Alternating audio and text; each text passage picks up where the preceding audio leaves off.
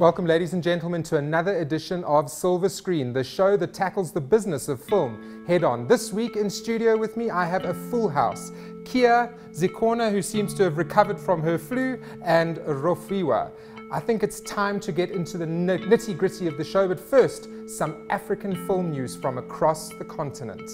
Yes, Robert, the Zanzibar International Film Festival is now entering its 20th year with a full program of film screenings across Stone Town, a host of workshops and forums, as well as special events and exhibitions.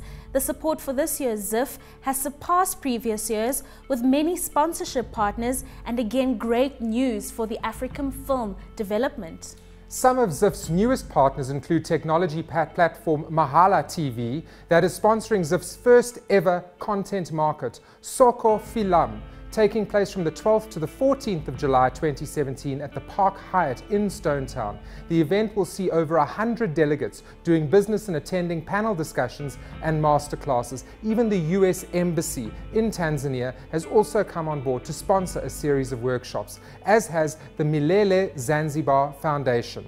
Well, this year, for the first time, ZIF is also able to now offer a cash prize for its coveted Golden Dow Award, thanks to a sponsorship from Showmax, who will also be attending the event to show their commitment to the best in African film. What I do like about this is the fact that Showmax is actually showing their support for African film, since the chance of Netflix ever producing any African content are slim to none. I think it's the perfect opportunity for the Naspers owned streaming service to differentiate itself from the pack. What do you think, Rofi? Yeah, absolutely, Robert. And on the subject of streaming service Showmax, DSTV will soon be offering live streaming channels in high definition, with the possibility of offering its DSTV Now streaming product as a standalone offering in future. This is from the head of the digital media at MultiChoice, Graham Cumming. He spoke with Tech Central on the future of television in South Africa, saying the launch of HD channels on DSTV is now imminent and will in all likelihood start with the sports channels.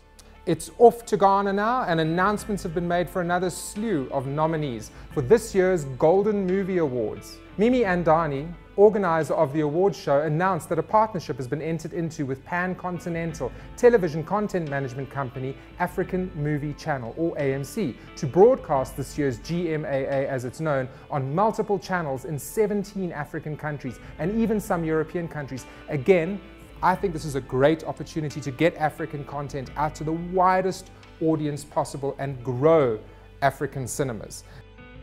Let's get into this week's reviews. You all had a couple of movies to watch this weekend. Rofiwa, I think you look like the likely first victim. Tell us a little bit about some of the films that you watched this weekend. So your homework, yes, dreadful as it was. Why are you calling it homework? You automatically make me sound older and like a school teacher by doing that. Your suggestions. Oh, now it's suggestions. Thank you, Zikona. Thank you, Zikona. She says suggestions. Which were mandatory. But anyway, Transformers, The Outcasts, and Once Upon a Time in Venice. I couldn't finish watching the Transformers. That's 2.5 hours of absolute torture. Is it seriously that bad? Explosions from the opening scene. I don't know what happens in the last scene, but I expected it. Yeah, it's an explosion. But explosions throughout, no coherent storyline. You don't know what's going on. It was confusing. Look, the visuals are great though. Yeah. The visuals are great. That is one of the, I mean, even if you just look at the trailer itself, yeah, that's what's going to get you going until... No, but the visuals aren't visuals. Exactly, but like until you get into like maybe 15 seconds into it and you're like, no. No. No. All three of those movies, guys, I couldn't keep that concentration going. Rafiwa, what would you rate Transformers out of 10? Before someone else jumps on the same film. 3.5. No halves. There's only full numbers. 3. 3 out of 10. I don't know Kia, if that's brutal. What did you think of Transformers The Last Night? I think it would definitely be under 5. So like, yeah, probably 3, and yeah, they definitely need LeBeouf back. And Z, what do you think is the biggest problem with Transformers The Last Night? Because clearly no one enjoyed it. And I mean, the box office seems to be reflecting that at the moment as well, because it's just not, it's not cracking it internationally. It's just digital noise. Look, I think the effects are just way too much for me. Automatically, they're just like, I don't know, I just can't concentrate on the movies like that, and just the cutting is like, you know, it's very quick. But like, I think there are a lot of people who are interested in superhero movies, but you know, Rob, I don't know, I wouldn't even give this one a 5 at all. Well, what would you give it out of 10 then? I would give it 4. Okay, fair I'll give enough. it 4, only because the superhero angle is, you know, it's less of a superhero resonant. movie than a summer tentpole picture, though. I suppose. So I mean, I don't know, Kia, what would you say? Would you call the Transformers superheroes or more of a summer tentpole? I'm a big fan of superhero movies, and I'm going to say this. I ended up watching the animated version of this Transformers movies from 1986, and it was way better than what this remake. Yeah. I think we can safely say that Transformers The Last Night has been lambasted by the entire panel today. It's definitely a thumbs down. A thumbs down for that one. Okay, let's move on to Outcast. No matter who you are, high school is the same. It's the best of times. It's the worst of times. Full of wonderful people and not so wonderful people. Zombie fascists! High school kind of sucked for us. Loser. We know that there has been some bad blood between us, but there is no reason why we can't finish off the school year being civil. Wow. Let's start with you, Rafi. So, I don't know, it's like a teen high school movie. I was able to watch it, not that it was great, but you know, it was once upon a time my life, you know, it was relatable. So you were keen to see how the characters would develop and how the story would end. But in terms of great film or great cinema, not at all. Not at all.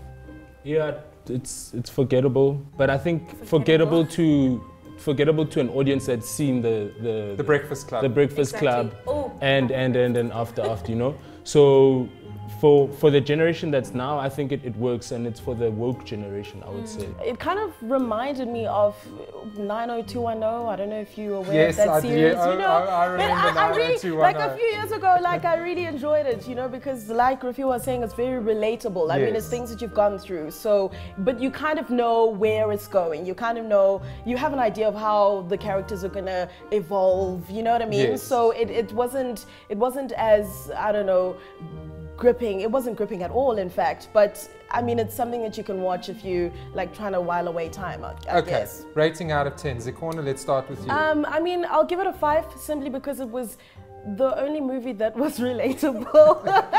And she's being generous with a 5. I'm being no, but I mean, based on the content, based on the storyline, or you know, I think it deserves a 5. Like 5, maybe 4.5. Exactly. Yeah. Yeah. Yeah, you can watch it. Out of 10? 5. Also 5. Okay. I'm also going to say You're also 5. going to 5. So I think there we can safely say that Outcast is a feeble 5 from the panel as well. So the last film is Once Upon a Time in Venice, starring the inimitable Bruce Willis, who, by the sounds of you guys as well, should seriously think about an early retirement. Zikona, let's start with you. Look, I can see you want to jump in here. I'm like, no. But you know what? I think for me, I always worry when I see great actors starring in the same movie, because it's either it's going to be a hit or a miss. And this one clearly was a miss. Jason Momoa, I mean, he's done a great job, like in so many things that he's touched before, as well as Bruce Willis. I mean, there's also John Goodman in there. But I mean, what was that? I mean, no, but like seriously, like is this like a thriller? Is it a thriller? Is it a comedy? It was like a comedy gone wrong. But isn't that cool if something is sort of cross genre, appealing across genres? It didn't do that well. It wasn't executed well. It didn't come across well at all. Exactly. I mean, it was supposed to be funny, but there was no point ever where you wanted to laugh. But there were these goofy comic moments, you know, which were very blatant as well. It's not, you know... So there's nothing subtle about it. Exactly, nothing subtle about it. It's in your face, and it really doesn't make you want to laugh. For me, 5 words, what was Bruce Willis thinking? What are you doing? I gotta go steal back some drugs for these gang guys so I can get my dog back. Wanna come? I hit the block like certified cheese. In the club, time is running out. You got 24 hours, Holmes. Your hands are actually saying 42. Find me with your girl up in VIP.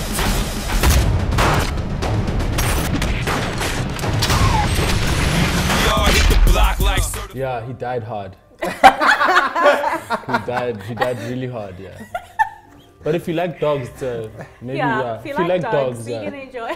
You might enjoy the movie. But I mean, in terms of the movie overall, I mean, no, not at all.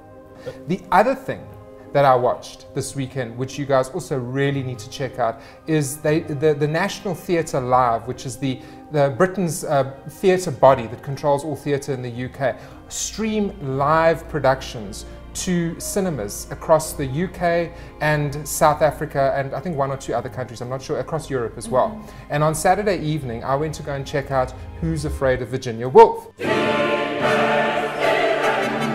This play opened on Broadway and became the most talked about play of the decade. It was a complete bombshell. No one had seen anything like it. The play is a battle to the death. 2 couples going at it, hammer and tongs. It becomes the most powerful event you can imagine. Albee reinvented the possibilities of what theatre could be. So I'm just thrilled to be tackling it with a brilliant bunch of people.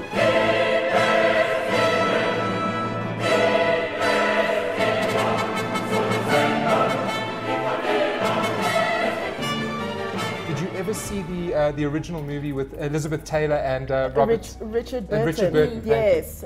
It was based on the original stage play by Edward Albee, and the movie, as you said, starring Elizabeth Taylor and Richard Burton, was an Oscar winner back in its day. You've seen it, haven't you? Yes. What did you think of it? I kind of felt like it was almost like their daily lives.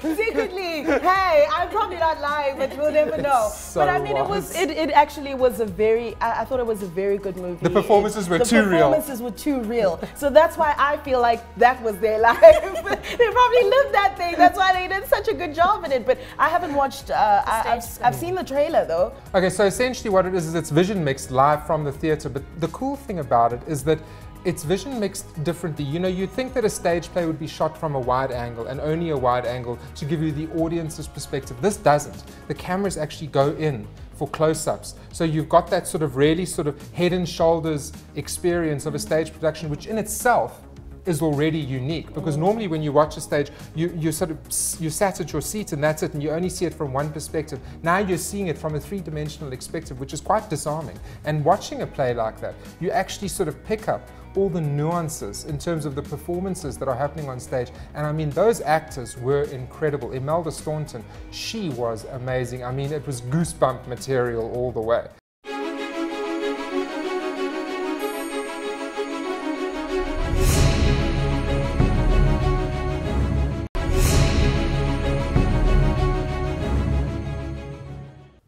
Joining me now is Lise Vosloo. Lise, you are the producer and you adapted the screenplay for Nul is nie niks nie. Now, tell me a little bit about how this project came to you in the first place. And also you've got your own production company as well, am I right? So tell me a little bit about that. So I have my own production company, as you said, Redhead Productions, and we do educational theatre at primary schools. So I read Jaco Jacobs' book, Oor 'n Motorfiets, 'n Zombie Fliek, en lang getalle wat deur 11 gedeel kan word. Translate for our English viewers there. It's a very long title. It's if you translate it, it is about a motorbike, a zombie movie, and very long math sums which can be divided by 11. Okay, cool. Yes. So I read the book for one of my school plays, and it was such a heartwarming story that I just wanted to share it with everyone in South Africa. So that's how it came about. I wanted to make a movie about this story, and that's what I did. So what did you option the book? You optioned the book, and how long did you option it for? I optioned it for 18 months, okay. And then I did all my research about movies, and I got my team together, and then I went back, I bought the rights, and we made the movie. How did you sort of gather your team, as it were? Yes, so I have a friend in the industry, her name is Tina Creer, and she's written some movies, and I went to see her, I showed her the book, I said, please read the book, tell me whether you think it has the possibility of becoming a film. Yeah. She loved the story, and she introduced me to Mordenay de Toy, who's the director. We gave him the book, he loved the story, and then we had a meeting with CakeNet, and we gave them the book. They fell in love with the story. They said they wanted to be part of our team, they would be executive producers. Firstly, tell us a little bit about the story and then tell us about the casting process. So the story is a heartwarming story. It's about 3 friends who set out to make a zombie movie. This is Driekus, the one character's dying wish. He has Hodgkin's disease. So they want to make the zombie movie, and while doing this, they give life to this lifeless community that they found themselves in. There are beautiful themes in this movie of life and death and a lot of hope. And yeah, I wish everyone would see the movie as all of us would be able to relate to some of the characters. We had about 650 auditions. Sure. 400 of the auditions were for children and the rest were for adults, to find exactly the correct actor who could portray that character. We wanted to find the character. We didn't want to get an actor and kind of have them develop the character. We wanted to see the character in them immediately, and that's what we did. Hierdie is 'n video daarin vir as die zombies my vang. Die plaag het almal geaffekteer. My ouers en my vriende. Middag dokter. Nee, maar ek het verstaan dit sal nie nodig wees vir nog 'n ronde nie.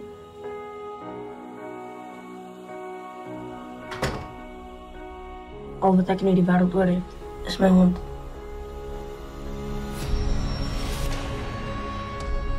Juniortjie het nie vanoggend wakker gekraai nie. Volgende keer gaan jy maar vir jou famous mami moet vra om jou by die skool af te draai. Hey! Nee man, sy is mos 'n vampire. Te bang vir die sonlig. Dis veilig. Die wêreld daar buite. Wat? Weet maar van die wêreld daar buite. Wanneer los is maar actually by die deur uit? 2 jaar. Dis okay om gelukkig te wees, om aan te beweeg.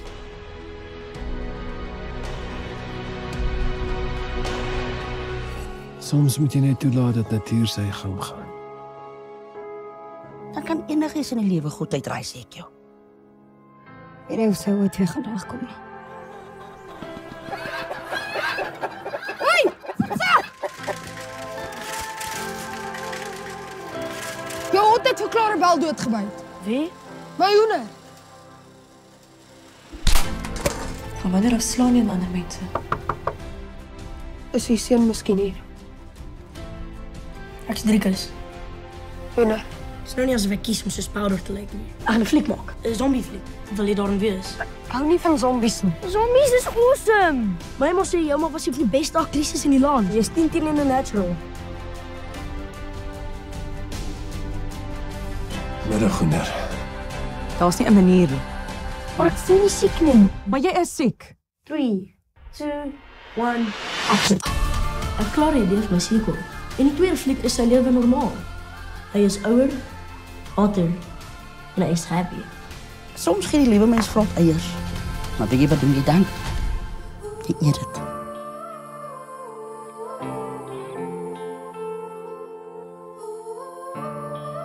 Dis 'n delikatesse in sekere kulture.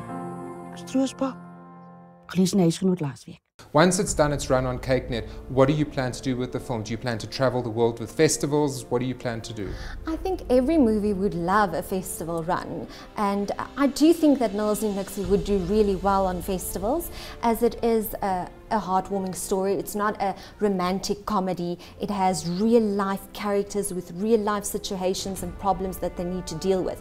So once we do our South African run, and once it's very successful, which we hope, we really hope to take it overseas and maybe have a festival run, as you said. Yeah. And lastly, you know, what comments do you have about the South African film industry in general? I've noticed, you know, from a personal perspective, there seems to have been a lot of growth in the South African film industry in the last sort of 2 to 3 years. Yes. We've gone from producing 1 or 2 kind of dodgy films every year to producing some really solid adult-orientated entertainment, some really solid dramas, and it seems to be the birth of a whole new industry in South Africa. Definitely. I think it's a very exciting time to be part of the film industry in South Africa.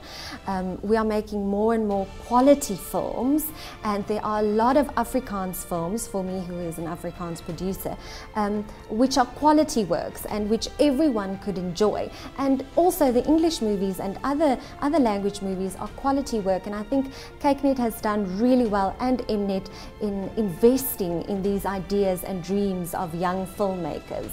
And I think they also have become quite, they don't just take any project because there are so many out there. So they now can decide which ones they want to take and invest in those. And I think those are the real great Exactly, stories. and that in itself shows growth.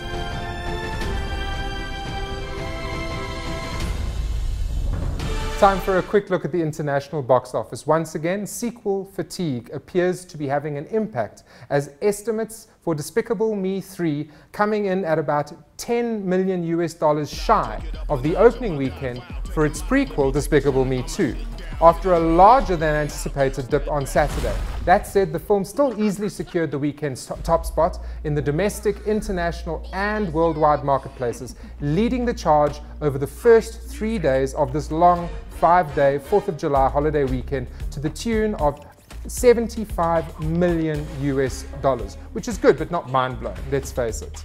And in second place, Sony's Baby Driver outperformed the studio's expectations by opening to the rather pleasant tune of $30 million.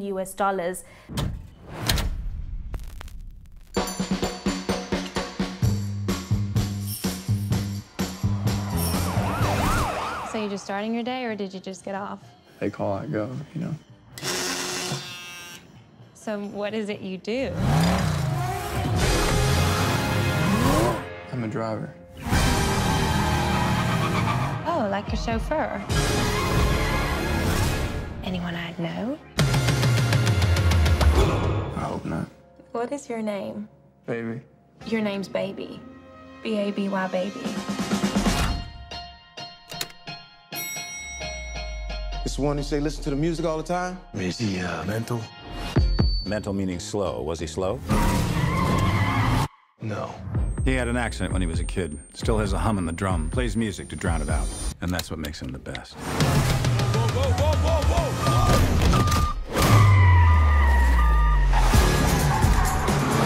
whoa. One more job and I'm done.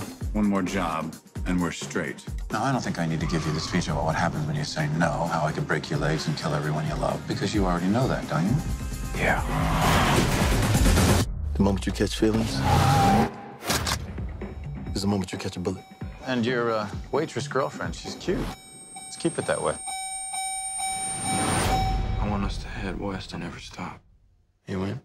I'm in, baby.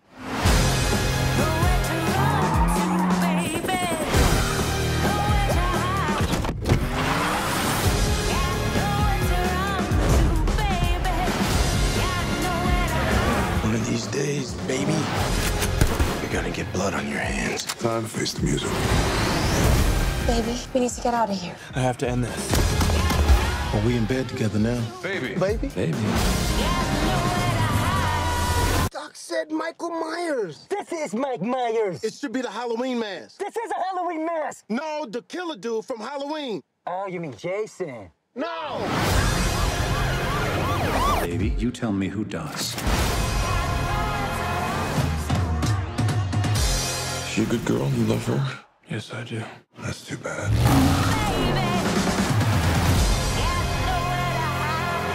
The film is directed by Edgar Wright, who also brought us cult hits Shaun of the Dead and Hot Fuzz.